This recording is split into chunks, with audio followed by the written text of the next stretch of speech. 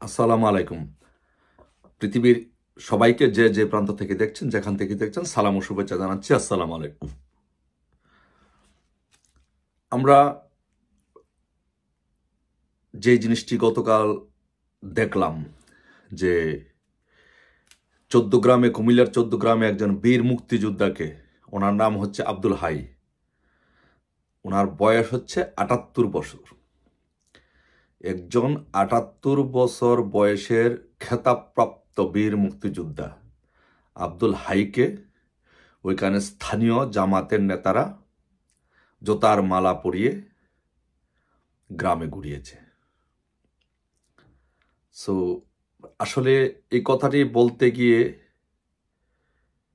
মানে আমার কাছে এতটা খারাপ লাগতেছে যে আমার মনে হয় যে এই জিনিসটা, এই দৃশ্যটা দেখার আগে যদি আমাদের মৃত্যু হতো তাহলে অনেক ভালো ছিল।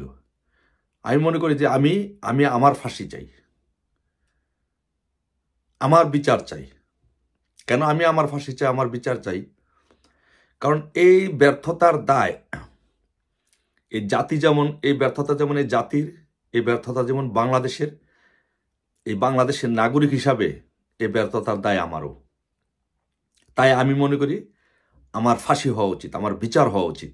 এই দৃশ্য দেখার আগে একজন 78 বছর বয়স্ক বীর মুক্তিযোদ্ধাকে গ্রামে জুতার মালা পরিয়ে ঘুরিয়েছে, এই দৃশ্য দেখার আগে আমার ফাঁসি হওয়া উচিত ছিল, আমার বিচার হওয়া উচিত ছিল। আপনারা কল্পনা করতে পারেন? আচ্ছা, ধরেন উনি একজন মুক্তিযোদ্ধা না, উনি 78 বছর বয়স্ক একজন মানুষ।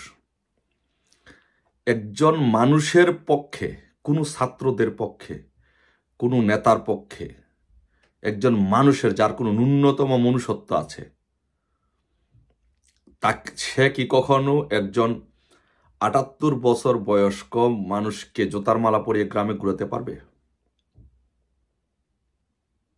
সে কোন দলের, কোন মতের, কোন পক্ষের, সেটা বড় কথা না। এটাকে সম্ভব?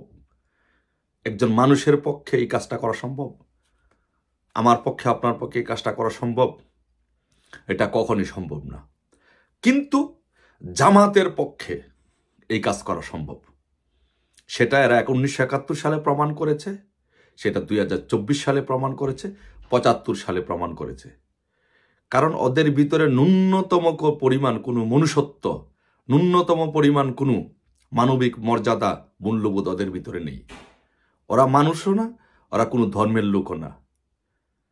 কিভাবে সম্ভব যে একজন 78 বছর বয়স্ক একজন মুক্তিযোদ্ধাকে এইভাবে জুতার মালা পরিয়ে লাঞ্ছিত করতে পারে? এই জাতির এই মুখ আমাদের আর দেখানোর কোনো রাস্তা নেই। আমরা জাতি হিসেবে আমরা লজ্জিত। আপনি চিন্তা করেন, আমি বিএনপির ভাইদের কাছে বলবো যে ভাই, আপনারা বলেন আপনাদের নেতা জিয়াউর রহমান মুক্তিযোদ্ধা ছিল, তাহলে আপনাদের নেতা জিয়াউর রহমান মুক্তিযোদ্ধাকে কি, একজন মুক্তিযোদ্ধাকে যখন জোতার মালা পরিয়ে ঘুরানো হয় গ্রামে, তখন কি আপনাদের নেতা বীর মুক্তিযোদ্ধা জিয়াউর রহমানকে কি আপনারা জোতার মালা দিয়ে ঘুরানো হলো না? আপনাদের দলে যেই সকল মুক্তিযোদ্ধারা আছে তাদের কি জোতার মালা পরিয়ে ঘুরানো হলো না?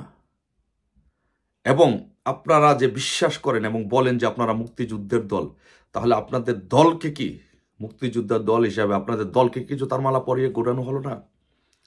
অবশ্যই আপনাদেরকে জোতার মালা পরিয়ে ঘুরানো হয়েছে। আমি মনে করি যে সারা বাংলাদেশকে জোতার মালা পরিয়ে ঘুরানো হয়েছে, সারা বাংলাদেশের মুক্তিযোদ্ধাদের জোতার মালা পরিয়ে ঘুরানো হয়েছে। তাই আমরা যদি জাতি হিসাবে যদি আমরা লজ্জিত হই, জাতি হিসাবে যদি আমরা মনে করি যে এ দায় আমাদের, এ দায় বাঙালি জাতির, এ দায় বাংলাদেশের, তাহলে আমাদের এখন সকল বাংলাদেশেরকে, সকল মুক্তিযুদ্ধের পক্ষের শক্তির বাঙালিকে এখন ঐক্যবদ্ধ হতে হবে। ঐক্যবদ্ধ হয়ে সেই পরাজিত শক্তিকে আর বাড়তে